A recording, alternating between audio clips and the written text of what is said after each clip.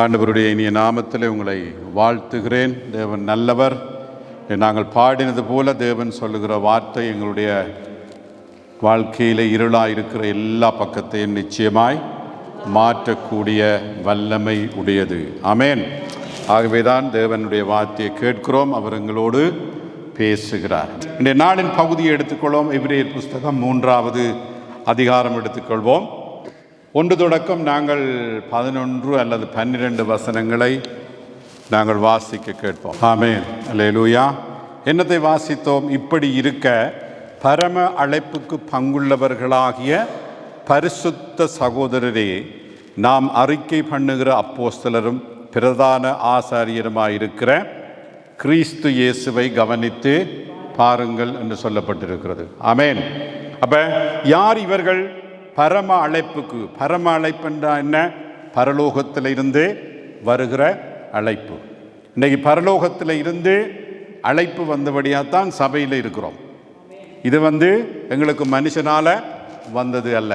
அன்றைக்கு எபிரேய கிறிஸ்தவர்களுக்கு எப்படி பரத்தில் இருந்து அவர்களை அழைத்தாரோ, பெந்தெக்கோஸ்தே நாளில் இருந்து நாங்கள் பார்க்கிறோம். ஆண்டவர் பரத்திலிருந்து இன்றைக்கும் சபை மக்களை அழைத்து சபைக்குள்ளே ஆண்டவர் என்ன செய்திருக்கிறார்? அழைத்து வைத்து நடத்தி விடுவித்து ரட்சித்து கொண்டு ஆண்டவர் இருக்கிறார் என்று பார்க்கிறோம். அப்ப நாம் யாரு? அழைக்கப்பட்டவர்கள். அல்லேலூயா. நாம் யாரு? அழைக்கப்பட்டவர்கள். இந்த இடத்துல நிற்கிற நாம் மனுஷர்களால் அழைக்கப்படவில்லை, ஆண்டவராலே அழைக்கப்பட்டு இருக்கிறோம். ஆண்டவரால் அழைக்கப்பட்டவர்கள் எங்கே? அழைக்கப்பட்டவர்களை ஆண்டவர் எங்கே வைத்திருக்கிறார்? சபையில் வைத்திருக்கிறார். அழைத்தவர்களை தேவன் என்ன செய்திருக்கிறார்? தன்னுடைய இரத்தத்தினாலே கழுவி பரிசுத்தப்படுத்தி இருக்கிறார், தன் ஜீவனை கொடுத்து. ஆமென். அப்ப இந்த அழைப்பு எங்களுக்கு உலகத்தில் இருந்து வரவில்லை, பரத்தில் இருந்து பரலோகத்தில் இருந்து வருகிறது. பரலோகத்தில் இருந்து வருகிறதாக இருந்தால் பரலோகத்தில் இருக்கிறவர் நம்முடைய ஆண்டவர் மட்டும்தான், வேறு யாரும் இல்லை. ஆகவே அந்த ஆண்டவர் நம் ஒவ்வொருவரையும் அழைத்திருக்கிறார். ஹல்லேலூயா. ஆகவே நாம் இருக்கிற இடம் எந்த இடம்? சபை. சபையை இன்றைக்கு இந்த எபிரேய ஆசிரியர் எப்படி அழைக்கிறாரு? தேவனுடைய வீடு என்று அழைக்கிறார். வாசித்தோமா? அந்த பகுதியை வாசித்தோமா? வாசித்தோம். என்னென்று வாசித்தோம்? அது தேவனுடைய வீடு என்று வாசித்தோம். ஆமென். அடுத்ததாக முதலாவது பரத்தில் இருந்து அழைப்பு. 2வது சொல்லுகிறாரு, எது? பரிசுத்த சகோதரரே. அப்ப பரத்தில் இருந்து இருக்கிற ஆண்டவர் பரிசுத்தமான ஆண்டவர். பரிசுத்தமான ஆண்டவரை தரிசிப்பதற்கு நமக்கு பரிசுத்தம் வேண்டும். ஆகவேதான் தன் இரத்தத்தினால் கழுவி தன் சபையாகிய வீட்டிலே வைத்திருக்கிற ஒவ்வொரு பிள்ளைகளையும் தேவன் என்னென்று அழைக்கிறாரு? பரிசுத்தரே என்று அழைக்கிறாரு. ஆமென். அப்ப நாம் யாரு? பாவிகளா இருந்தோம். நாம் பரிசுத்த கூட்டம், உண்மை. பாவிகளா இருந்தோம். தேவனுடைய காணியாட்சிக்கு தூரமாக இருந்தோம். கண்டதெல்லாம் பேசினோம், கண்டவைகளை பார்த்தோம், மனம்போக்கின்படி எல்லாத்தையும் செய்தோம், அசுத்தத்துக்குள்ளே இருந்தோம். இல்லையா? பிசாசு சந்தோஷமா எங்களை வழிநடத்தினார். நாம் யாராக இருக்கிறோம்? இப்ப பரிசுத்த சகோதரராக இருக்கிறோம். ஆமென். எப்படி இருக்கிறோம்? பரிசுத்த சகோதரராய். அப்ப பரத்திலிருந்து அழைத்த ஆண்டவர் நம்மை பரிசுத்த சகோதரர் என்று அழைக்கும் போது தேவனுடைய வீட்டிலே இருக்கிற திருச்சபையார் எப்படி இருக்க வேண்டும்? பரிசுத்தமாய் இருக்க வேண்டும். ஆமென். அப்ப நாம் பரிசுத்தமாய் இல்லை என்று சொன்னால் பரிசுத்தர் என்று அழைக்கப்படுவதற்கு பாத்திரர்கள் அல்ல. ஆகவே அருமையான சபை மக்களே, சபையிலே உங்களுடைய கிறிஸ்தவ வாழ்க்கையிலே பரிசுத்தத்தை காத்துக்கொள்ள வேண்டும். அல்லேலூயா. பரிசுத்தத்தை காத்துக்கொள்ள வேண்டும். வாலிப பிள்ளைகள் பரிசுத்தத்தை கவனமாய் காத்துக்கொள்ள வேண்டும். ஆண்கள் பரிசுத்தத்தை கவனமாய் காத்துக்கொள்ள வேண்டும். பெண்கள் எல்லாரும் அப்படித்தான், வயோதிபர்களும் அப்படித்தான். அவர் பரிசுத்தர். அல்லேலூயா. ஆகவே பரிசுத்த சகோதரர் என்று அழைக்கப்படுவதற்கு நாம் பாத்திரர்களாக இருக்கின்றபடியால் பரிசுத்தத்தை காத்துக்கொள்வது நம்முடைய கடமை. விசேஷமாக சபையிலே ஊழியம் செய்கிறவர்கள், வாலிப பிள்ளைகள், நாம் எந்த நண்பர்களோட போகிறோம், எந்த நண்பர்களோட பேசுகிறோம், எந்த நண்பர்களோட என்ன வார்த்தைகளை பேசுகிறோம், மொபைல் டெலிஃபோனில் என்னத்தை பார்க்கிறோம், விளங்குறதா? எந்த விதத்திலையும் யாரும் சிறியவர்களாயிருந்தாலும் வாலிபர்களாயிருந்தாலும் பெரியவர்களாயிருந்தாலும் பரிசுத்தத்தை காத்துக்கொள்ளுங்கள். விசேஷமாக ஊழியம் செய்கிறவர்கள் உங்களை கண்டிப்பாக சொல்லுகிறேன், நீங்கள் உங்களுடைய பரிசுத்தத்தை காத்துக்கொள்ள வேண்டும். சபையிலே ஊழியம் செய்கிற எவரும் பாவத்துக்குள்ளே போய்விட்டு தயவு செய்து சபையிலே வந்து ஊழியம் செய்யாதீர்கள். அது முழு திருச்சபையையும் கெடுக்கும். பரிசுத்தம் அவ்வளவுக்கு முக்கியமானது. ஏனென்றால் பரிசுத்தம் இல்லாட்டில் இந்த சபையில நாம் எவ்வளவுதான் மியூசிக்கை போட்டு அடித்து கத்தினாலும் அவரை தரிசிக்க முடியாத ஒரு கட்டளை நமக்கு வேதத்திலே கொடுக்கப்பட்டிருக்கிறது. எப்படியும் வாழலாம் என்பது தேவன் கொடுத்த ஒரு கட்டளை அல்ல. இப்படித்தான் வாழ வேண்டும் என்று நமக்கு ஆண்டவர் கொடுத்திருக்கிறார். நான் பரத்திலிருந்து அழைக்கப்பட்டிருக்கிறேன். பரம அழைப்பு, அது பரிசுத்த சகோதரன் என்று அழைக்கப்படுகிறது. விளங்குறதா? மற்றவன் எப்படி போனால் அந்த சபை அப்படி இருக்கிறது, வெளியில் இருக்கிறவர்கள் இப்படி இருக்கிறார்கள், இந்த கதையெல்லாம் நமக்கு தேவையில்லை. மற்றவர்களை பார்க்கிறது அது ஆண்டவருடைய வேலை, ஆண்டவருடைய காரியம். நாம் ஒவ்வொருத்தரும் பரிசுத்தமாக இருக்க வேண்டும் என்ற தீர்மானத்தோடு அப்படி வாழ வேண்டும். பெற்றோர் ஒவ்வொருத்தரும் பிள்ளைகளை நீங்கள் பரிசுத்தமாய் நடத்த வேண்டும். அவர்களுடைய பரிசுத்தத்துக்காக நாங்கள் ஜெபம் பண்ண வேண்டும், யோபுவை போல. அல்லேலூயா. பிள்ளைகளை கட்டுப்பாட்டோடு வளர்க்க வேண்டும். கண்ட நேரத்தில் வெளியில் விடக்கூடாது. எத்தனை மணிக்கு போனா எத்தனை மணிக்கு வர வேண்டும் என்று கட்டுப்பாடு போட வேண்டும். யாரோட சேருகிறாய் என்று கேட்க வேண்டும். இல்லை என்று சொன்னால் நாமும் நடுத்தருவில் தான் பிள்ளைகளோடு இருக்க வேண்டிய நிலைமை வரும். பரிசுத்தத்தை காத்து கொள்ளுங்கள். பிள்ளைகளுக்கு சொல்லிக் கொடுங்கள், அவர்கள் கேட்பார்கள். அல்லேலூயா. அது மாத்திரமல்ல, பெற்றோர் பரிசுத்தமாய் நடந்து காட்டினால்தான் பிள்ளைகள் பெற்றோர் சொல்லும் போது அதற்கு கீழ்ப்படிவார்கள். அதை நீங்கள் மறந்து போகக்கூடாது. அல்லேலூயா. ஆகவே அருமையானவர்களே, பரிசுத்தத்தை உங்கள் வாழ்க்கையிலே காத்து கொள்ளுங்கள். இந்த சபை ஒரு பரிசுத்த சபையாய் கட்டப்பட வேண்டும். மலையிலே இருக்கிற வெளிச்சத்தை போல் அது எல்லாரும் காண வேண்டும் என்பது கர்த்தருடைய சித்தமாக இருக்கிறது. அல்லேலூயா. பாருங்க, அதன் பிற்பாடு சொல்லுகிறார் முதலாவது வசனத்திலேயே, நாம் அறிக்கை பண்ணுகிற அப்போஸ்தலரும் பிரதான ஆசாரியருமாயிருக்கிற கிறிஸ்து இயேசுவை கவனித்து பாருங்கள். யாரை கவனித்து பார்க்கட்டாம்? கிறிஸ்து இயேசுவை. விளங்குறதா? யார் எபிரேயர்கள்? தமிழ் பேசுகிறவர்கள் தமிழர்கள், எபிரேய பாஷையை பேசுகிறவர்கள் எபிரேயர்கள். தேவனால் அழைக்கப்பட்டவர்கள் இல்லையா? தேவனால் அழைக்கப்பட்டவர்கள். அப்ப அவர்கள் கிறிஸ்தவர்களாக வந்தவுடன் என்ன செய்கிறார்கள்? தாங்கள் இருந்த இயேசு அல்லாத பழைய விசுவாசத்திற்குள்ளே அவர்கள் இருந்தார்கள்.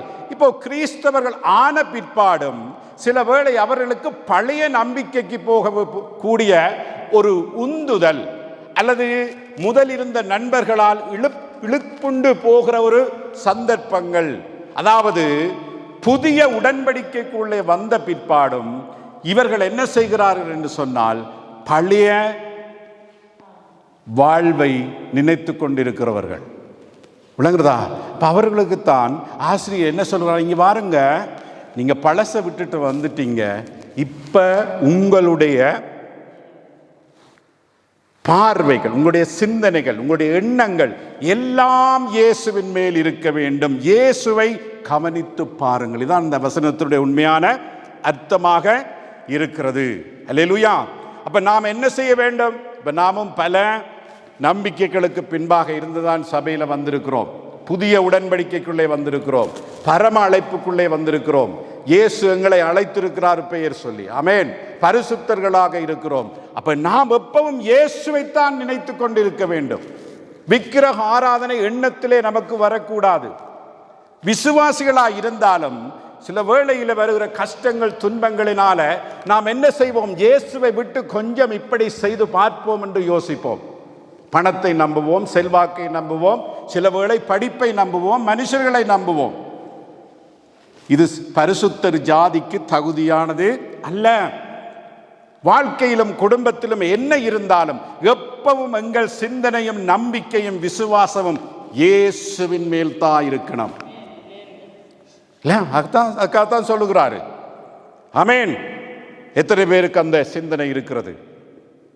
என் வாழ்க்கையில் என்ன வந்தாலும் பணத்தை அல்ல, செல்வத்தை அல்ல, கல்வியை அல்ல, எந்த மனுஷரையும் அல்ல, நாம் முந்தி வணங்கி வந்த தெய்வங்களை அல்ல, என் இயேசுவின் மேல் தான் என் நம்பிக்கை இருக்கும், அவர் மேல் தான் என் விசுவாசம் இருக்கும். என்ன நடந்தாலும் நான் அவரையே என்ன செய்வேன்? நம்பிக்கொண்டே இருப்பேன். அல்லேலூயா. இரண்டாவது வசனம் என்ன சொல்லுகிறார்? மோசே தேவனுடைய வீட்டில் எங்கும் உண்மையுள்ளவனாய் இருந்தது போல இவரும் தம்மை ஏற்படுத்தினவருக்கு உண்மையுள்ளவராய் இருக்கிறார். முதலாவது மோசையை பற்றி சொல்லுகிறது. இவரண்டு யாரை பற்றி சொல்லுகிறது? இயேசுவை பற்றி சொல்லுகிறது. அல்லேலூயா. அவர் என்னத்தை விளக்குகிறார்? மோசையை விட இயேசு பெரியவர் என்பதை விளக்குகிறார். அதான் ஒப்பிட்டு காண்பிக்கிறார். ஆமென். மோசே விட இயேசு பெரியவர். அப்ப மோசே தேவனுடைய வீட்டில் என்ன வித்தியாசம்? எது மோசே நடப்பித்த தேவனுடைய வீடு? எது சொல்லுங்க பாப்போம். இப்ப நாங்க இருக்கிறது சபை இல்லையா? தேவனுடைய வீடு என்று அழைக்கப்படுகிறது. மோசே அழைத்த, மோசே நடப்பித்த வீடு எது? எகிப்திலிருந்து தேவன் அழைத்து வந்த இஸ்ரவேல் மக்கள், இஸ்ரவேல் குடும்பத்தினர், இஸ்ரவேல் எல்லாரும் தேவனுடைய வீடாயிருந்தார்கள். கவனமாக்கணுங்கள், இஸ்ரவேலர்கள் மாத்திரம்தான் தேவனுடைய வீடாக இருந்தது. அந்த தேவனுடைய வீட்டுக்கு அதை நடத்துவதற்கு ஆண்டவர் அழைத்து யாரை? மோசையை தேவன் அழைத்தார். இப்போ இருக்கிற வீடுக்கு தலைவர் யாரு? இயேசு கிறிஸ்து. அவர்தான் இந்த சபைக்கு சரீரமாயிருக்கிறார், தலையாகவும் அவர் இருக்கிறார். அப்ப சபைக்கு, இந்த வீட்டுக்கு யாரு தலைவர்? யாரு நடத்துகிறது? இயேசு நடத்துகிறதை பார்க்கிறோம். அப்போ எழுத்தாளர் என்ன சொல்லுகிறார்? மோசே தேவனுடைய வீட்டில் எங்கும் உண்மையுள்ளவராயிருந்தது போல இவரும் தம்மை ஏற்படுத்தினவருக்கு உண்மையுள்ளவராய் இருக்கிறார். ஆமென். அல்லேலூயா. அப்ப மோசே தேவனுடைய வீட்டிலே அப்படி இருந்தாரு. அப்ப இயேசுவும் அப்படித்தான் இருக்கிறாரு இல்லையா? அப்படி என்று சொன்னால் அழைக்கப்பட்டவர்கள் எல்லாரும் உண்மையுள்ளவர்களாய் இருக்க வேண்டும். விசுவாசிக்கிறீங்களா? 1 தீமோத்தேயு புஸ்தகம் எடுத்துக்கொள்வோம். 3வது அதிகாரம் 15வது வசனத்தை ஒருவர் வாசிப்போம். தாமதிப்பேனாகில் தேவனுடைய வீட்டிலே நடக்க வேண்டிய வகையை நீ அறியும்படி இவைகளை உனக்கு எழுதுகிறேன். ஆமென். அப்ப தேவனுடைய வீடு எது? சபை தேவனுடைய வீடு. அல்லேலூயா. சபை தேவனுடைய வீடாக இருக்கிறது. அந்த வீடு ஜீவனுள்ள தேவனுடைய சபையாய் சத்தியத்திற்கு தூணும் ஆதாரமுமாய் இருக்கிறது என்று பார்க்கிறோம். ஆமென். அப்ப சபை யாரு? தேவனுடைய வீடு. ஆமென். அப்படி என்றால் அந்த வீட்டுக்கு எது தூணாக இருக்கிறது? இந்த கட்டிடத்தை தாங்கி தூண்கள் இருக்கிறது போல சபைக்கு தூணாய் இருக்கிறது எது? சத்தியத்துக்கு தூணாய். சத்தியம்தான், வசனம்தான் தூணாக இருக்கிறது. வசனத்தை விட்டு சத்தியத்தை விட்டால் சபை விழுந்துவிடும். சபை கட்டுவது சத்தியத்தின்படி. ஆமென். நீங்க வாழுகிறது சத்தியத்தின்படி. அல்லேலூயா. செய்வது, செயற்படுவது எல்லாம் சத்தியத்தின்படி. சத்தியம் சத்தியம். சத்தியத்தை விட்டு விலக கூடாது. இன்றைக்கு ஊழியக்காரர்களும் சபைகளும் சத்தியத்தை விட்டு விலகி இருக்கிறதை பார்க்கிறோம். நம் வசதிக்கு ஏற்ற மாதிரி இன்றைக்கு காரியங்கள் நடந்து கொண்டு போகிறது. இதனால் தான் அநேக சபைகளுக்கு சத்தியம் தூணில்லாமல் இருக்கிறது. ஆனால் ஒருபோதும் சத்தியம் தூணாய் இருக்க வேண்டிய சபைகள் கட்டாயம் இருக்க வேண்டும். ஒருபோதும் அதை விட்டு நாம் என்ன செய்யக்கூடாது? விலகி போகக்கூடாது. அப்ப தேவனுடைய வீடு சபை என்று பார்க்கிறோம். யார் எழுதுகிறாரு? பவுல் தன்னுடைய ஊழியக்காரனுக்கு எழுதுகிறார். அப்ப தேவனுடைய வீடு என்றால் என்ன? சபை. எத்தனை பேருக்கு தெரியும் நான் சபையில் இருக்கிறேன், நான் ஆண்டவருடைய வீட்டில் இருக்கிறேன், தேவன் என்னை வீட்டில் அடைத்திருக்கிறார்? எத்தனை பேர் அதை ஒரு பெரிய ஒரு மகிமையாக, சந்தோஷமாக, ஒரு பாக்கியமாக நான் நினைக்கிறோம். இது ஊழியக்காரன் கட்டின காரியம் அல்ல, விளங்குறதா? இது கடவுள் ஏற்படுத்தினது. உங்களுக்கு வீட்டில் குடும்பமாக நீங்க இருக்கிறீங்க, அங்க உங்களோட வீடு இல்லையா? அதே மாதிரி தேவன் இந்த பூமியில தனக்கென்ற ஒரு வீட்டை கட்டி இருக்கிறார். அதுதான் நாம் ஒவ்வொருத்தரும். அல்லேலூயா. அப்படி என்றால் நாம் ஒரு குடும்பம். குடும்பத்தில் எது முக்கியம்? உறவுதான் முக்கியம். அதுதான் சபை வாழ்க்கையை தேவன் உயர்த்தி வைத்திருக்கிறார். பூமியிலே சபை வாழ்க்கையை தேவன் உயர்த்தி வைத்திருக்கிறார். ஏன்? சபையை கொண்டு பூமியில வாழ்கிற மனுஷர்களை ஆண்டவர் பரிசுத்தப்படுத்தும்படியாய், சபையை கொண்டு பூமியிலே வாழ்கிற மனுஷர்களை ரட்சிப்புக்குள்ளே கொண்டு வரும்படியாய். அப்ப சபையே ரட்சிக்கப்படாவிட்டா பூமியில் இருக்கிறவன் ரட்சிக்கப்படுவானா? இல்லை. அப்ப பூமியில இருக்கிற ரட்சிக்கப்படாதவர்கள் ரட்சிக்கப்பட வேண்டும் என்றால், இன்றைக்கு நாம் மற்றவருடைய ரட்சிப்புக்காக ஜெபிக்கிறோம். ஜெபிக்கிறது நல்லது. ஆனால் நாம் பூமியில பரிசுத்தமா இல்லை என்றால், சாட்சியா இல்லை என்றால் என்ன இருக்காது? வெளியில் இருக்கவன் பரிசுத்தப்பட மாட்டான். இங்கே கூடி ஜெபிக்கிறதுனால மாத்திரம் மற்றவன் ரட்சிக்கப்பட மாட்டான். நம்முடைய ஜெபத்தை விட நம்முடைய வாழ்க்கையினாலே தான் ஆண்டவர் என்ன செய்கிறார்? மற்றவர்களை ரட்சிக்கிறார். எந்த அளவுக்கு நான் சரியான முறையிலே வசனப்படி வாழ்கிறேனோ அது என்ன செய்கிறது? வெளியிலே மற்றவர்களை காண வைக்கிறது. அவன் காண்கிறான். பாஸ்டர் கத்துவதாலும், நீங்க பெருசா துதிப்பதாலும், பெருசா ஜெபங்கள் செய்வதாலும், உபவாசம் வைப்பதாலும் அங்கு ஒன்றும் நடைபெறுவதில்லை. ஒரு கொஞ்சம் தான் நடக்கும். திங்கக்கிழமையிலிருந்து சனிக்கிழமை வரை உங்களுடைய வாழ்க்கை ஆராதனை இருக்கு. அதுதான் என்ன செய்கிறது? மனுஷர்களை வழிநடத்துகிறது, மனம் திரும்ப வைக்கிறது. எங்கே இருக்கிறோம்? தேவனுடைய வீட்டிலே இருக்கிறோம். ஆண்டவர் பூமியிலே ஏற்படுத்தின வீடு. தயவு செய்து மறந்துடாதீங்க. எங்கே இருக்கிறோம்? தேவனுடைய வீட்டிலே இருக்கிறோம். அப்ப நாம் எப்படி இருக்க வேண்டுமாம்? முதலாவது மோசேயை போல இருக்க வேண்டும். மோசே எப்படி இருந்தார்? உண்மை உள்ளவராக இருந்தார். இயேசு எப்படி இருந்தார்? உண்மை உள்ளவராக இருந்தார்.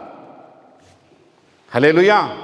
இப்போ கேள்வி என்னென்று சொன்னால், இன்றைக்கு உண்மையை காண முடியவில்லை. என்னத்தை காண முடியவில்லை?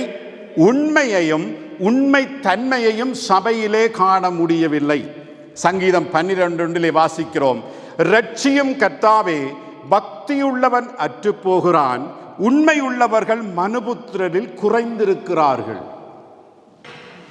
ஹல்லேலூயா. உண்மை உள்ளவர்கள் சங்கீதம் 12:1. அப்போ பாருங்க, ஆண்டவர் என்ன சொல்லுகிறாரு? அடைய மனுஷா, கொஞ்சத்திலே உண்மை இருக்க வேண்டும்.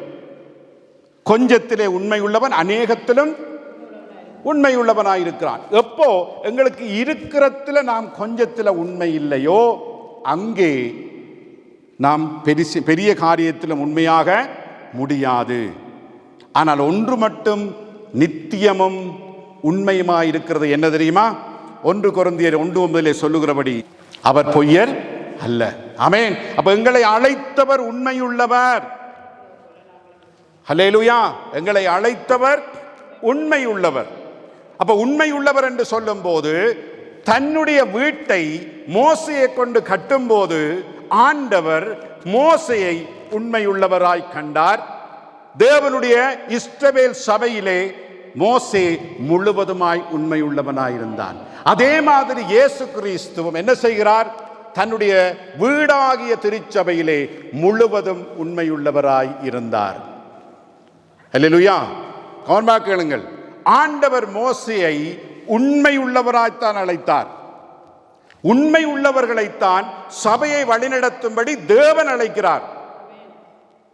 எல்லாரும் தேவனால் அழைக்கப்படுவது இல்லை.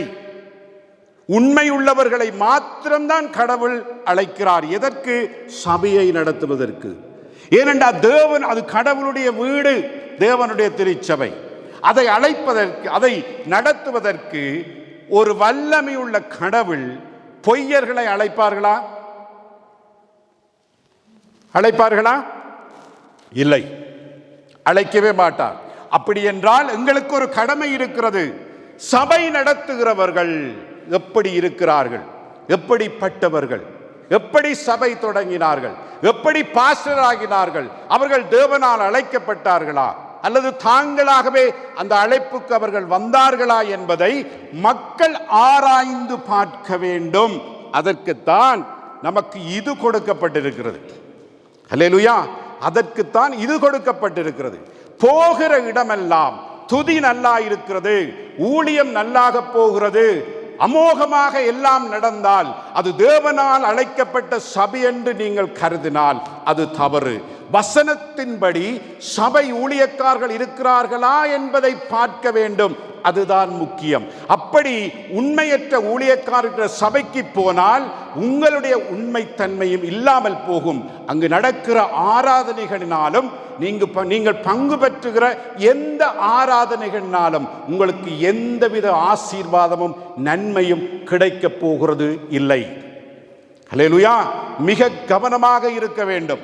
எங்கே போகலாம், எங்கே போகக்கூடாது, யார் உண்மையானவர்கள், யார் உண்மையற்றவர்கள் என்பதை அறிவதற்கு இன்றைக்கு நிறைய சம்பவங்கள் தூர போக தேவையில்லை, இந்த பட்டணத்திலேயே இருக்கிறது.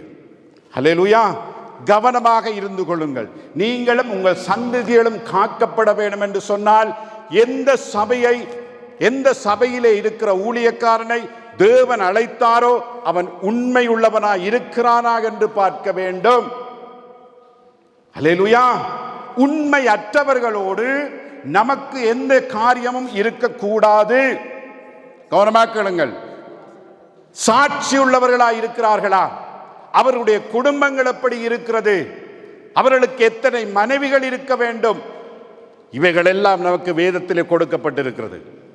சமுதாயத்திலே நல்ல பெயர் பெற்றிருக்கிறார்களா என்பதை பார்க்க வேண்டும். அல்லேலூயா!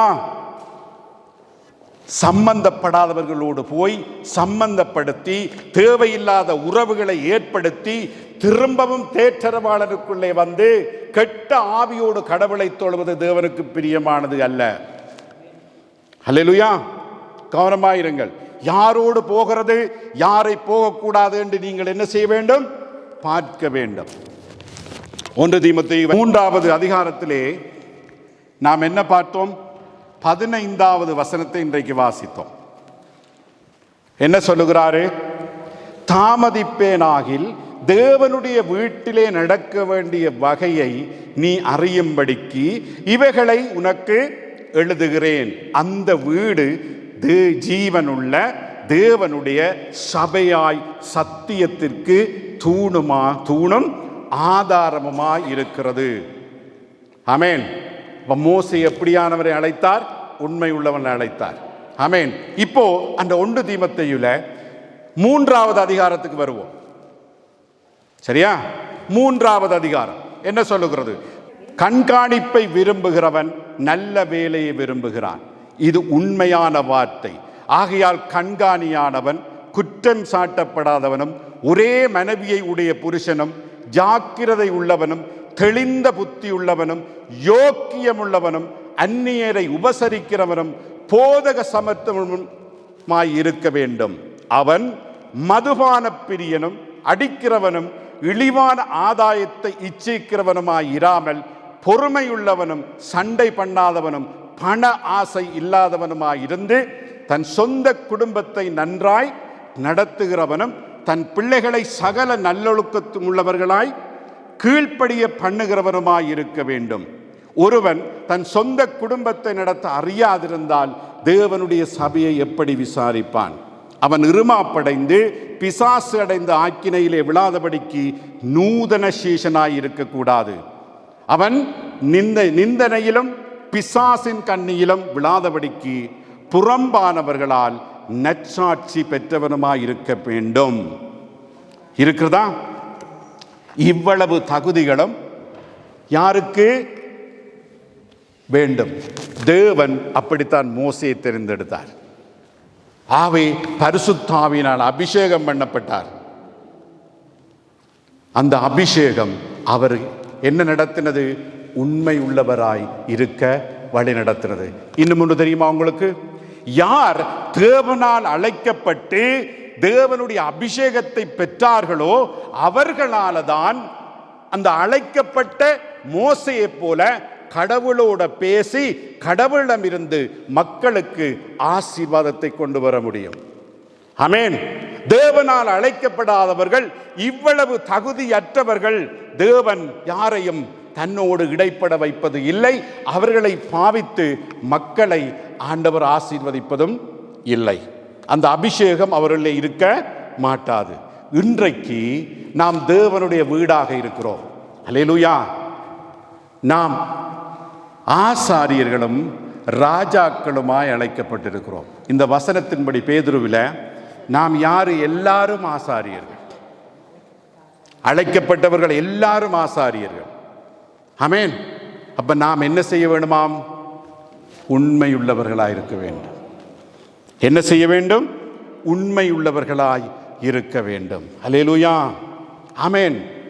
அருமையானவர்களே, உங்களுடைய விசுவாசத்தில் நீங்கள் உண்மையுள்ளவர்களாக இருக்கிறீங்களா? சிந்தித்து பாருங்க. உங்களுடைய விசுவாசத்தில், கடவுளை பற்றிய உங்களுடைய எண்ணங்களில், உங்கள் சிந்தனைகளில் நீங்கள் உண்மை உள்ளவர்களாக இருக்கிறீர்களா? உங்களோட நடத்தையில், உங்களோட பேச்சில் உண்மை உள்ளவர்களாக இருக்கிறீர்களா? வசனத்தின்படி வாழ்கிறதுல உண்மை உள்ளவர்களாக இருக்கிறோமா? கடவுளுக்கு கொடுக்கிற நேரத்தை கடவுளுக்கே கொடுத்து உண்மை உள்ளவர்களாக நாம் இருக்கிறோமா? சபை கூடி வருவதில் உண்மை இருக்கிறதா? எத்தனை பேர் சத்தியத்தின்படி வாழ்ந்து உண்மை உள்ளவர்களாக இருக்கிறீர்கள்? யோசித்து பாருங்க. எத்தனை பேர் சத்தியத்தின்படி நீ வாழவில்லை என்று சொன்னால் நீ பொய்யன், தெரியுமா? புரிகிறதா? தேவன் என்ன கேட்கிறார்? உண்மை உள்ளவர்களையும் உத்தமமுள்ளவர்களையும் தாம் தேவன் என்ன செய்கிறாரு? ஆசீர்வதிக்கிறாரு, பாவிக்கிறாரு. கேட்கிறபடி வாழவில்லை என்று சொன்னால் அது உண்மைத்தன்மை இல்லை. புரிகிறதா? கேட்கிறபடி நாம் வாழ வேண்டும், இல்லை என்றால் அது உண்மைத்தன்மை இல்லை. அந்த வீடு ஜீவனுள்ள தேவனுடைய சபையாய் சத்தியத்திற்கு தூணும் ஆதாரமாய் இருக்கிறது. சத்தியத்தின்படி ஜனங்கள் இல்லை என்று சொன்னால் அது பொய் வாழ்க்கை. பொய்யுக்கு தகப்பன் யாரு? விளங்குறதா? இப்போ பொய்யுக்கு பிசாசு தகப்பன் என்பது நமக்கு தெரியும். அப்படி என்று அந்த தகப்பனுக்கு கீழ்ப்படுகிறோமா? அல்லது தன்னுடைய வீட்டிலே பரம அழைப்பால் அழைத்து பரிசுத்த சகோதரர் என்று அழைத்து எங்களை கூப்பிடுகிற தகப்பனுக்கு பிரியமாய் வாழ்கிறோமா? வசனத்துக்கு ஏற்றபடி வாழாத எந்த விசுவாசியும் பொய்யன் என்பதை வசனம் சொல்லுகிறது. அல்லேலூயா. இன்றைக்கு அநேகருடைய வாழ்க்கை எப்படி இருக்கிறது? தங்கள் மகிமையை தேடுகிற ஒரு கிறிஸ்தவ வாழ்க்கையாக இருக்கிறது. இயேசு ஏன் பூமிக்கு வந்தார்? பிதாவின் மகிமை தேடுவதற்கு தன் ஜீவனை ஒப்புக் கொடுத்தார். அதான் சொன்னார் யோவான் 7:18, சுயமாய் பேசுகிறவன் தன் சுய மகிமையை தேடுகிறான், தன்னை அனுப்பினவரின் மகிமையை தேடுகிறவனோ உண்மையுள்ளவனாயிருக்கிறான், அவரிடத்தில் அநீதி இல்லை. ஆமென். அப்ப தேவனுடைய வீட்டிலே உண்மையற்ற தன்மை தங்கள் சொந்த மகிமையை தேடுகிறது. கவனமாக கேளுங்கள். சொந்த மகிமையை தேடுகிறபடியால் தான் இன்றைக்கு அநேக விசுவாசிகள் என்ன செய்கிறார்கள்? ஊழியக்காரன் எப்படி இருந்தாலும் பரவாயில்லை, அவன் அழைக்கப்பட்டவனாய் இருந்தாலும் சரி, என்ன பண்ணினவனாய் இருந்தாலும் சரி, எப்படி சபை போனாலும் எங்களுக்கு பிரச்சனை இல்லை. விளங்குறதா? நானும் என் பிள்ளைகளும் சபையில ஊழியம் செய்தா போதும். இன்றைக்கு அநேக பெற்றோருக்கு என்னென்றா, நாம் கடவுளுக்காக அவருடைய மகிமைக்காக வசனத்துக்கு கீழ்ப்படிந்து வாழ்ந்து தேவனுடைய மகிமைக்காக வாழும்போது தேவன் எங்களை மகிமைப்படுத்துவார். இந்த வழியில மகிமையை தேடுவதில்லை. அவர்கள் எந்த வழியில மகிமையை தேடுகிறார்கள்? சுய மகிமையைத்தான் முதலிலே தேடுகிறார்கள். இன்றைக்கு அநேக பெற்றோர்கள் இந்த பட்டணத்திலே நாங்கள் பார்க்கிறோம். சபை எப்படி இருந்தாலும் பரவாயில்லை, ஊழியக்காரர்கள் எப்படி இருந்தாலும் பரவாயில்லை, என் மூத்த மகன் மைக் பிடிச்சா போதும், இரண்டாவது மகள் கீபோர்ட் பிளே பண்ணினா போதும், மூன்றாவது மகள் பைபிள் வாசிச்சா போதும், பிள்ளைகள் முன்னல் நின்றால் போதும், இதற்குத்தான் சபை, வேறு ஒன்றுக்கும் தேவையில்லை. ஏன் நானும் என் குடும்பம் என் பிள்ளைகளுக்கும் சரியா எது நடந்தா அது சபை. இன்றைக்கு சுய மகிமையை தேடுகிறவர்கள் தான் அப்படி இருக்கிறார்கள். சுய மகிமையை தேடுகிறவர்கள் தேவனால் மகிமையை பெற முடியுமா? நாம் அழைக்கப்பட்டிருக்கிறது தேவனுடைய வீடு. தேவனுடைய வீட்டிலே தேவனுடைய மகிமைக்காய் ஆண்டவர்களை பரிசுத்தப்படுத்தி அழைத்திருக்கிறார். அவருடைய மகிமைக்காய் சபையிலே நீ பரிசுத்தமாய் கீழ்ப்படிந்து வாழும் போது ஆண்டவர்களை என்ன செய்கிறார்? மகிமைப்படுத்துகிறார். ஏன்? என் பரிசுத்த வாழ்க்கையால நான் வசனத்துக்கு கீழ்ப்படிந்து வாழும் போது என் தேவன் மகிமைப்படுத்துகிறபடியால் அந்த ஆண்டவர் என்னால் மகிமைப்படுத்தப்படுகிற ஆண்டவர் என்னை மகிமைப்படுத்துகிறார். இதுதான் மகிமையின் வழி. ஆசீர்வாதத்தை பெறுகிற வழி இதுதான். விளங்குதா? பிள்ளைகள் வளர்ந்து வரும்போது கீபோர்ட் அடிக்க வேணும், மைக் பிடிக்க வேணும், அது செய்ய வேணும், இது செய்ய வேணும், ஆசைப்படாதீங்க. விளங்குதா? தேவன் மோசேயை அழைத்தது போல சபையிலே ஒழுக்கத்தை பார்த்து, கீழ்ப்படுதலை பார்த்து, தெய்வ பயத்தை பார்த்து, வசனப்படி உங்களுடைய திருச்சபையிலே ஊழியக்காரனால் அழைக்கப்படுவார்கள். அதுதான் அழைப்பு. அதை விட வேறு அழைப்பு அல்ல. ஆகவே சபையை விட்டு பிள்ளைகளை அங்க போனா பாவிப்பார்கள் என்பதற்காக போனீர்களாக இருந்தால் நீங்க ஒருபோதும் குடும்பமே உருப்படாம போயிடும். தேவன் கைவிட்டுடுவார். அல்லேலூயா. கடவுளுடைய மகிமையை தேடுங்கள். இன்றைக்கு அநேக குடும்பங்கள், அநேக சபைகளிலே அப்படித்தான் நடந்து கொண்டிருக்கிறது. அற்ப ஆசைகளுக்காக, அற்ப லாபங்களுக்காக, சுயநலங்களுக்காக தேவனுடைய திருச்சபைக்கு போகிறதை காண்கிறோம். பரிதாபத்துக்குரிய ஒரு காரியம். அல்லேலூயா. பரிதாபத்துக்குரிய ஒரு காரியம். யோவான் 7:18 என்னத்தை சொல்லுங்க? சுயமாய் பேசுகிறவன் தன் சுய மகிமையை தேடுகிறான், தன்னை அனுப்பினவரின் மகிமையை தேடுகிறவனோ உண்மையுள்ளவனாய் இருக்கிறான். அல்லேலூயா. கடவுளுடைய மகிமையை குடும்பமாய் குடும்பமாக பிள்ளைகளோடு சேர்ந்து தேவனை எப்படி நாம் மகிமைப்படுத்தலாமோ அந்த குடும்பங்களை தேவன் மகிமைப்படுத்துவார். இதுதான் பாதை, இதுதான் வழி, இதுதான் சத்தியம். சங்கீதம் 84:11 என்ன சொல்லுகிறது?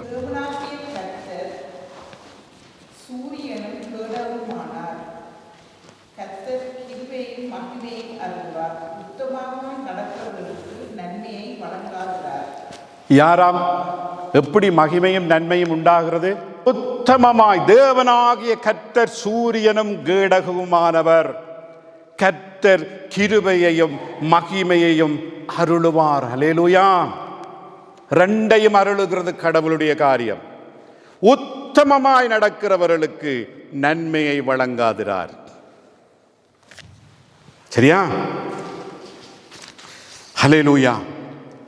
குடும்பமாய் பிள்ளைகளோடு இருக்கிறவர்கள் தேவன் அழைக்கப்பட்ட எந்த வீட்டிலே அழைத்தாரோ அந்த வீட்டிலே கீழ்ப்படிந்து அடங்கி இருந்து குடும்பமாய் ஆண்டவரை ஆராதித்து ஆண்டவரை மகிமைப்படுத்துங்கள். தேவன் உங்களை ஒரு நாள் நிச்சயமாய் ஒவ்வொரு நாளும் மகிமைக்குள்ளே வழிநடத்தி கொண்டு போவார். இதுதான் பாதை.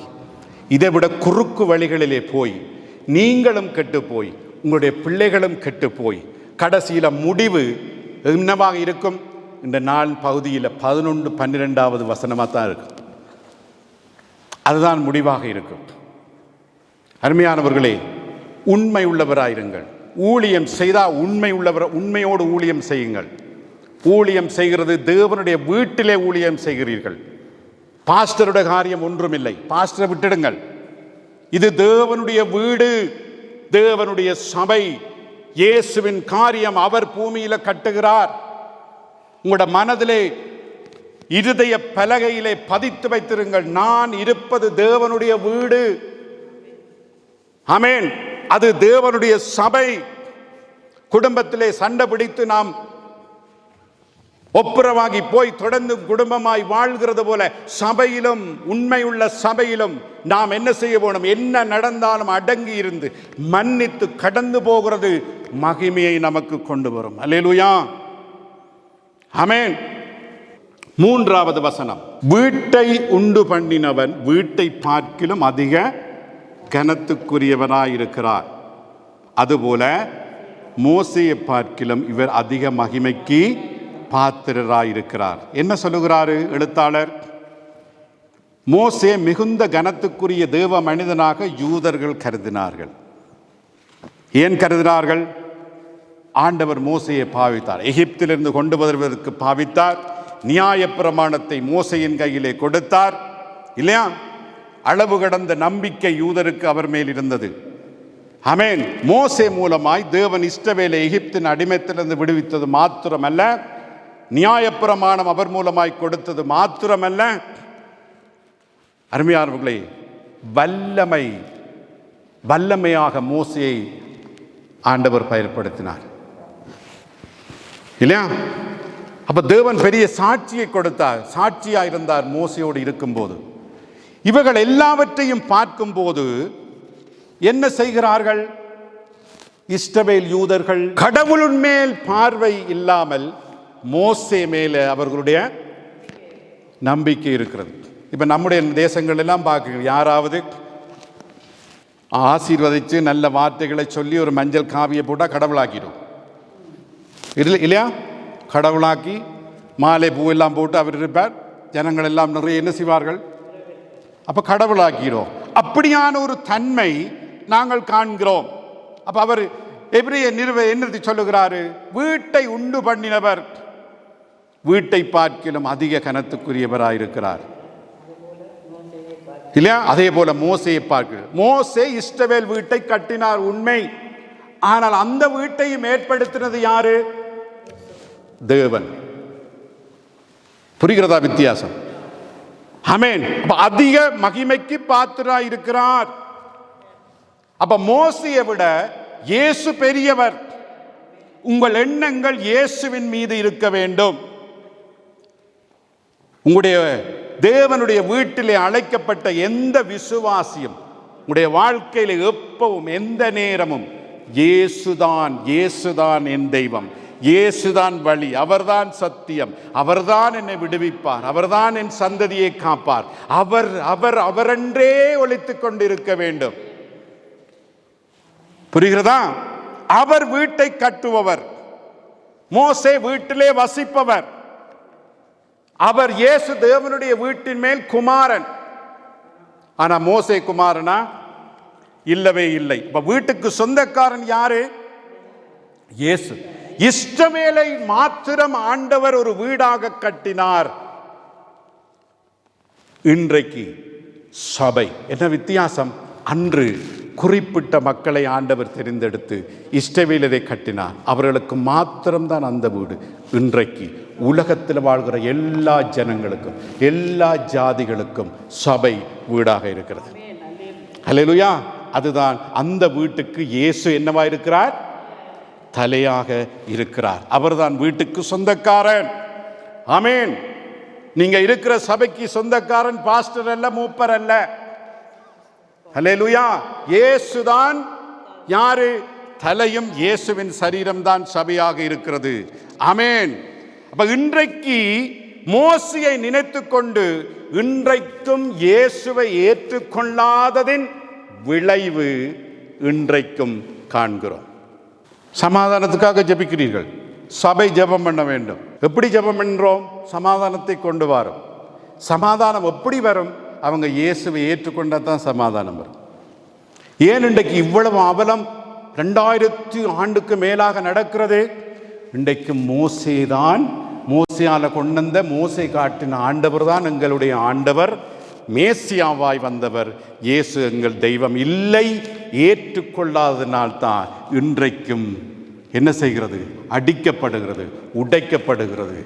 சாவுகள் ஒவ்வொரு நாளும் இன்றைக்கு மோசமாய் போய் கொண்டிருக்கிறதை பார்க்கிறோம். ஆமென். ஹல்லேலூயா. ஆகவே நாம் எதை கற்றுக்கொள்ளுகிறோம்? இயேசுவை விசுவாசிக்கிறவன் தான் ரட்சிக்கப்படுவான். ஆமென். இயேசுவை மாத்திரம் கவனித்து பார்க்க வேண்டும், இயேசுவுக்காக மாத்திரம் வாழ வேண்டும், இயேசுவுக்காக மாத்திரம் சாட்சியாக இருக்க வேண்டும். ஆமென். கடவுள் யாரு? மோசே கடவுள் அல்ல, இயேசுதான் கடவுள். மோசையும் அல்ல, யோசுவாவும் அல்ல, புரிகிறதா? மாதாவும் அல்ல, அந்தோனியாரும் அல்ல, இயேசுதான் பெரியவர். பணமும் அல்ல, கல்வி அல்ல, எதையும் நம்பக்கூடாது, சொத்தை மனுஷர்களை நம்பக்கூடாது, இயேசுவை மாத்திரம்தான் நம்ப வேண்டும். இயேசுவையும் மோசையையும் நாம் இன்றைக்கு ஒப்பிட்டு யூதர்கள் இன்றைக்கும் இயேசுவை அறியாமல் ஏற்றுக்கொள்ளாமல் இருக்கிறார்கள். ஏன் பார்க்கிறார்கள்? அவர்கள் என்ன செய்கிறார்கள்? பாருங்க, இயேசுவுக்கும் மோசேக்கும் அநேக ஒற்றுமைகள் இருக்கிறது. அந்த ஒற்றுமைக்குள்ளே அவர்கள் தங்கி இருக்கிறார்கள். என்ன ஒற்றுமை? இருவருமே குழந்தை பருவத்திலே தேவனால் பாதுகாக்கப்பட்டார்கள். யாரு? மோசேயும் இயேசுவும். இரண்டாவதாக பார்க்கிறோம், இருவருமே அசுத்தாவியின் வல்லமையை எதிர்கொண்டார்கள். அப்ப யூதர்கள் என்ன நினைக்கிறார்கள்? ரெண்டு பேரும் அப்படித்தான். இருவருமே 40 நாட்கள் உபவாசம் இருந்தார்கள். அப்ப இயேசுவோடு என்ன செய்கிறார்கள்? ஒத்து பார்க்கிறார்கள். இருவருமே கடலின் மேல் அதிகாரம் உள்ளவர்களாக இருந்தார்கள். சமுத்திரத்தை இரண்டாக மோசே பிளந்தார், இயேசு சமுத்திரத்தின் மேல் நடந்தார். ஒப்பிட்டு பார்க்கிறார்கள் இல்லையா? இருவருடைய முகங்களும் தேவனால் பிரகாசிக்கப்பட்டது. அப்ப தேவன் பாவிக்கிறார் இல்லையா? இருவருக்கு விரோதமாகவும் ஜனங்கள் விரோதமாக முறுமுறுத்தார்கள். இயேசுவுக்கு எதிராக முறுமுறுத்தார்கள், மோசேக்கு எதிராகவும் முறுமுறுத்தார்கள். இருவருடைய குடும்பத்தாருமே அவர்களை அங்கீகரிக்கவில்லை. ஆரம்பத்தில் மோசேயுடைய குடும்பமும் அவருடைய குடும்பத்தால் அங்கீகரிக்கப்படவில்லை, இயேசுவும் அப்படித்தான் இல்லையா? இருவருக்கும் 70 ஊழியக்காரர்கள் இருந்தார்கள். 2 பேரும் நினைவு கூறுதலின் நியமத்தை ஸ்தாபித்தார்கள். அது என்ன? இயேசு திருவிருந்தை ஏற்படுத்தினது போல மோசே என்ன செய்தார்? பாஸ்கா பண்டிகையை ஏற்படுத்தினார் இல்லையா? இருவருமே பூமியிலே காணப்பட்டார்கள். இருவரும் பூமியிலே காணப்பட்டார்கள். இவ்வளவு ஒற்றுமைகள் இன்னும் இருக்கிறது. அப்ப இப்படி இருக்கின்றபடியால் யூதர்கள் என்ன செய்கிறார்கள்? இயேசுவை மேசியாவாக இருங்கோ, ஹமாஸ் போடும், ஹூத்தி மிலிட்ஸ் போடும் இல்லையா? இப்படியே ஒவ்வொரு மிலிட்ஸும் போட்டுக்கொண்டே இருக்கும். நாமும் சமாதானத்துக்கு ஜெபிச்சுக்கொண்டே இருப்போம். அது நடந்து கொண்டே இருக்கும். அருமையானவர்களே, மோசே விட இயேசு பெரியவர். அவர் தேவனுடைய குமாரன், அவர் தேவன், அவர் கடவுள். ஹல்லேலூயா. ஒரு குறிப்பிட்ட ஜனங்களை இஸ்ரவேல் வீட்டை நடத்துவதற்காக மோசேயை ஆண்டவர் அழைத்தார். ஏன் இஸ்ரவேலரை மாத்திரம் அழைத்தார்?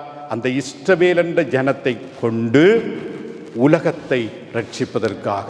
ஆனால் அவர்கள் அதிலே தவறினார்கள். ஹல்லேலூயா. இன்றைக்கு ஆண்டவர் புதிய உடன்படிக்கை யாரோடு செய்திருக்கிறார்? சபையோடு செய்திருக்கிறார். ஆமென். உடன்படிக்கையை மீறினால் இன்றைக்கு இஸ்ரவேலருக்கு எதுவோ அதுதான் உடன்படிக்கையை மீறுகிறவர்களுக்கும். உடன்படிக்கை இயேசு இரத்தத்தினால் உங்களோடு உடன்படிக்கை செய்து இல்லையா, மகனாக மகளாக உங்களை தெரிவு செய்து தன்னுடைய பரிசுத்த வீடாகிய சபையிலே உங்களை நாட்டியிருக்கிறார். ஆமென். ஹல்லேலூயா. அப்ப நாம் என்ன செய்ய வேண்டும்? இயேசுவை மேல் மாத்திரம் எங்கள் எல்லா விசுவாசமும் இருக்க வேண்டும். இயேசு தீர்க்கதரிசிகளை விட பெரியவர், தேவதூதர்களை விட பெரியவர், மோசேயை விட பெரியவர், யோசுவா ஆரோனை விட இயேசு பெரியவர் இல்லையா? மேலான ஆலயத்திலே பணிபுரிகிறவர் இயேசு, மேலான உடன்படிக்கையை அறிமுகப்படுத்தினவர் இயேசு. ஆமென். இவை எல்லாவற்றிலும் பெரியவர் அவராக இருக்கிறார். உங்களுடைய எல்லாருடைய விசுவாசமும் அவர் மேல் தான் இருக்கணும். என்ன வந்தாலும் எது நடந்தாலும் முதல் உங்களுடைய சிந்தையிலே உங்களுடைய நாவிலே வர வேண்டியது இயேசு என்ற நாமம். அதை விசுவாசிக்கிறவன் தான் என்ன செய்வான்? விடுதலை அடைவான். அல்லேலூயா. 4வது வசனம், எந்த வீடும் ஒருவனால் உண்டாக்கப்படும், எல்லாவற்றையும் உண்டு பண்ணினவன் தேவன். சபையை கட்டுகிறவர் தேவன், தேவனுடைய வீட்டிலே நாம் இருக்கிறோம். தேவன் நம்மை கட்டி கொண்டே இருக்கிறார். என்னுடைய பாவங்கள், கூடாத எண்ணங்கள், சிந்தனைகள், எரிச்சல்கள், பொறாமைகள், அந்தாசை இந்தாசை எல்லாம் கொஞ்சம் கொஞ்சமாக எடுத்து என்னை கட்டி கொண்டிருக்கிறார். நாம் என்னத்தை கட்ட வருகிறோம்? ஆண்டவரை ஒரு வீட்டை கட்டித்தாரோம், இன்னொரு வீட்டை கட்டித்தாரோம், இன்னொரு பிள்ளைக்கு வீட்டை கட்டித்தாரோம், பேர பிள்ளைக்கு வீட்டை கட்டித்தாரோம்னு வர்றோம். ஆனால் ஆண்டவர் எங்களை என்னத்தை கட்டுறார்? நம்மைத்தான் கட்டுகிறார். ஹல்லேலூயா, ஆமென். நம்மைத்தான் தேவன் கட்டுகிறார். அப்ப தேவன் என்னை கட்ட வேண்டுமாயிருந்தால் தேவன் பேசுகிறதற்கு கீழ்ப்படிய வேண்டும். தேவன் பேசுகிறதற்கு நீ கீழ்ப்படியவில்லை என்றால் நீ தேவனால் கட்டப்பட முடியாது. ஹல்லேலூயா. ஆகவே ஏனெனில் எந்த வீடும் ஒருவனால் உண்டாக்கப்படும், எல்லாவற்றையும் உண்டு பண்ணினவர் தேவன். ஆமென். ஆகாய் புஸ்தகத்திலே நாங்கள் வாசிக்கிறோம். உங்களுக்கு ஆசீர்வாதத்தின் வசனத்தை நாங்கள் உங்களுக்கு சொல்லித் தருகிறேன். ஆகாய் புஸ்தகம் 1089 பக்கம் எடுத்துக்கொள்ளுங்கள். 1வது அதிகாரத்திலே 9வது வசனம். அதிகமாய் வருமென்று நீங்கள் எதிர்பார்த்திருந்தும் இதோ கொஞ்சம் கிடைத்தது. நீங்கள் அறுத்து வீட்டுக்கு கொண்டு வந்தும் நான் அதை ஊதி போடுகிறேன். எதன் நிமித்தம் என்றால், என் வீடு பாழாய் கிடக்கும் போது அவனவன் தந்தன் வீட்டுக்கு ஓடி போகிறீர்களே. ஹல்லேலூயா. ஆசீர்வாதத்தின் வழியது. தேவன் வீட்டுக்கு அழைத்திருக்கிறார். தேவனுடைய வீட்டை கட்டுவதற்கு அழைத்திருக்கிறார். உனக்கு ஆசீர்வாதம் வேண்டுமென்றால் தேவனுடைய வீட்டை கட்டணும். தேவனுடைய வீட்டை நீ கட்டினா உனக்கு ஆசீர்வாதம். தேவனுடைய வீட்டை கட்டாமல் நாம் என்ன செய்கிறோமா? என்ன செய்கிறாராம்? அதிகமாய் வருமென்று எதிர்பார்க்கிறோம், கொஞ்சம் கிடைக்கும். அறுத்து வீட்டுக்கு கொண்டு வந்தும் நான் அதை ஆண்டவர் ஊதி போடுகிறார். ஏன்? நாம் தேவனுடைய வீட்டை கட்டவில்லை. எது நிமித்தம்? என் வீடு பாழாய் கிடக்கும் போது தன்னுடைய வீட்டிலே அழைத்து அந்த வீட்டை நீ கட்ட வேணும் மகனே மகளே என்று இயேசு சொல்லி இருக்கிறார். ஆனால் நாம் தேவனுடைய வீட்டை கட்டாமல் நம் சொந்த வீட்டை கட்டி கொண்டிருக்கிறோம். வீட்டில் போய் ஆகாய் புஸ்தகம் 1வது அதிகாரம் வாசித்து பாருங்க பிள்ளைகளே. இன்றைக்கு ஆசீர்வாதம் எல்லாம் தேங்கி நிற்கிறது. வாசல்ல இருக்கிற மாதிரி இருக்கா, நான் உள்ளுக்கு வரவில்லை. ஏன்? தேவனுடைய வீட்டை கட்டுகிறதற்கு தேவனுடைய வீட்டிலே அழைக்கப்பட்டவர்கள் என்ன செய்வதில்லை? வேலை செய்வதில்லை. இதனால் நீங்க எப்படி ஓடி உழைச்சாலும் அதை ஊதுகிறது யாரு? தேவனாயிருக்கிறார். நீங்க ஆசீர்வதிக்கப்பட வேண்டுமா? உங்கள் சந்ததி ஆசீர்வதிக்கப்பட வேண்டுமா? அருமையானவர்களே, நீங்கள் அழைத்த சபையிலே ஊழியம் செய்யுங்கள், சபையை கட்டுங்கள், சபைக்காய் பாடுபடுங்கள், சபைக்காய் ஓடுங்கள். இதில் நீங்கள் நிறைவாய் வரமட்டும் நீங்கள் எந்த ஆசீர்வாதத்தையும் உங்களுடைய வீட்டில் ஆசீர்வாதத்தையும் காண முடியாது. விளங்குறதா? வீணாக தயவு செய்து மாம்ச முயற்சிகளை விட்டுடுங்க. கடவுளை நம்புங்க, கடவுளை நம்புங்க. தேவன் உங்களையும் உங்கள் பிள்ளைகளையும் நீங்கள் எதிர்பார்ப்பதை விட மேலாக தருவார். அது மாத்திரமல்ல, நித்திய ஜீவனம் உங்களுக்கு உண்டாகும். விளங்குறதா? கடவுளை மாம்ச எண்ணத்தை விட்டுடுங்கள். ஒரு நாளும் அதால் எந்தவித பிரயோஜனம் உங்களுக்கு உண்டாகும். வீணான வருத்தங்களும் களைப்புகளும் இழைப்புகளும் தான் உண்டாகும். அவைகளை விட்டுவிட்டு சபையிலே தேவனுடைய வீட்டை கட்டு. இஸ்ரவேல் செய்யவில்லை, பாழாய் போனார்கள். திரும்ப திரும்ப பார்க்கிறோம். இங்க எப்போ உங்களுடைய வாழ்க்கையில முழு அர்ப்பணிப்போடு சபையை கட்டுவதற்காக வெளிக்கிடுகிறீர்களோ அன்றைக்கு தேவன் உன் வீட்டை கட்டுவார். இரண்டாவது, தேவனுடைய வீட்டிலே நீங்க இருக்கிறீர்கள். தேவனுடைய வீட்டுக்கு கீழ்ப்படியுங்கள். தேவனுடைய வீட்டிலே வேலைக்காரராய் அழைக்கப்பட்டிருக்கிறீர்கள். நீங்கள் பரிசுத்தர், நீங்கள் ஆசாரியர்கள், நீங்க ஊழியக்காரர்கள். விளங்குறதா? நீங்க ஊழியக்காரர்கள். ஆகாய் புஸ்தகம் வாசிங்க, 1வது அதிகாரத்தை மட்டும் வாசிங்க. உங்களுக்கு ஆசீர்வாதம் வேணுமா? உங்களுக்கு பணம் வேணுமா? தேவன் தேவைகளை சந்திக்க வேணுமா? சபையை கட்டுங்க. வேறு வழி கிடைக்கவே கிடைக்காது உங்களுக்கு. சரி, 5வது வசனம். சொல்லப்பட போகிற காரியத்தை சாட்சியாக மோசே பணிவிடைக்காரனாய் அவருடைய வீட்டில் எங்கும் உண்மையுள்ளவனாயிருந்தான். 6வது வசனம். எபிரேயர் புஸ்தகம் 3வது அதிகாரம், இன்றைய நாளின் பகுதி 6வது வசனம், கிறிஸ்துவோ அவருடைய வீட்டிற்கு மேற்பட்டவரான குமாரனாக உண்மையுள்ளவராயிருக்கிறார். ஆமென். நம்பிக்கையினாலே உண்டாகும் தைரியத்தினாலும் மேன்மை பாராட்டலை முடிவு பரியந்தம் உறுதியாய் பற்றி கொண்டிருப்போமானால் நாமே அவருடைய வீடாயிருப்போம். என்ன கொடுக்கிறாரு? கவனமாக்கணுங்கள். எந்த ஒரு ஆசீர்வாதத்துக்கு முன்பாகவும் தேவன் ஒரு நிபந்தனையை வைத்திருக்கிறார். ஆமென். ஒரு நிபந்தனையை ஆண்டவர் வைத்திருக்கிறார். நிபந்தனைகள் இல்லாமல் தேவன் ஒன்றும் எதிர்பார்ப்பது இல்லை. 6வது வசனம் திரும்பவுமாக, கிறிஸ்துவோ அவருடைய வீட்டிற்கு மேற்பட்டவரான குமாரனாக உண்மையுள்ளவராயிருக்கிறார். நிபந்தனை என்ன நிபந்தனை வருகிறது? நம்பிக்கையிலே உண்டாகும் தைரியத்தினாலும் மேன்மை பாராட்டலையும் முடிவு பரியந்தம் உறுதியாய் பற்றி கொண்டிருப்போமாகில் நாமே அவருடைய வீடாய் இருப்போம். இல்லையேல் நாம் அவருடைய வீடாய் இருக்க மாட்டோம். ஹல்லேலூயா. ஆகையால் பரிசுத்த ஆவியானவர் 7வது வசனம் சொல்லுகிறபடியே இன்று அவருடைய சத்தத்தை கேட்பீர்களாகில். கேக்குதா சத்தம்? ஆகையால் பரிசுத்த ஆவியானவர் சொல்லுகிறபடியே இன்று அவருடைய சத்தத்தை கேட்பீர்களாகில். இன்றைக்கு ஆண்டவர் பேசினாரா? யார் பேசுறாரு? பரிசுத்த ஆவியானவர் பேசுகிறாரு. ஆமென். இன்று அவருடைய சரி இவ்வளவு நாளும் போச்சு, பரவாயில்ல, இன்றிலிருந்தாவது சொல்லுறபடி கேட்பீர்களாக. இதுதான் அதனுடைய கருத்து. நான் எத்தனை தடவை பேசினேன், நீங்களும் உங்களோட வீட்டை எங்கிட்டையும் உங்களோட வேலையிலையும் பார்த்துட்டு இருக்கிறீங்க. சரி, இன்றைக்கு திரும்ப பேசுறேன், இன்றைக்காவது மறந்துருமுங்கடா. இதான் ஆண்டவர் சொல்றார். என் பிள்ளைகளே, செல்லமா சொல்றார், என்ன இன்றைக்காவது. சரியா? 8வது வசனம், வனாந்திரத்திலே கோபம் ஊட்டின போதும். வாசிங்க.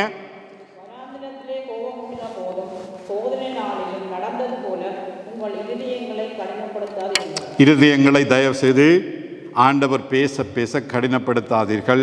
அங்கே உங்கள் பிதாக்கள் என்னை சோதித்து என்னை பரீட்சை பார்த்து 40 வருஷ காலம் என் கிரியைகளை கண்டார்கள்.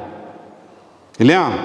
ஆதலால் தான் அந்த சந்ததியை அரோசித்து அவர்கள் எப்பொழுதும் வழுவி போகிற இருதயமுள்ள ஜனம் என்றும் என்னுடைய வழிகளை அறியாதவர்கள் என்றும் சொல்லி என்னுடைய இளைப்பாறுதல் அவர்கள் பிரவேசிப்பதில்லை என்று என்னுடைய கோபத்திலே ஆணையிட்டேன்.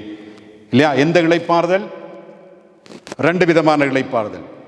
நீங்க ஒழுங்கா கீழ்ப்படி நடந்தா பூமியினும் இளைப்பாறுதல், அந்த இளைப்பாறுதல் நித்திய இளைப்பாறுதலுக்கே கொண்டு போகும். விளங்குறதா? இன்றைக்கு அவர்கள் ஏற்றுக்கொள்ளாதால் பூமியில வாழ்கிறார்கள், ஆனால் இளைப்பாறுதல் இல்லை. வேலை முடிஞ்சு வீட்டை வந்தால் ஹாமாஸ் பொம்பு விடுமான்னு பார்த்துட்டு இருப்பாரு. சத்தம் கேட்டால் சிலருக்குள்ளே ஓடணும். இல்லையா? இதுதான் அவர்களுடைய முடிவாக இருக்கிறது.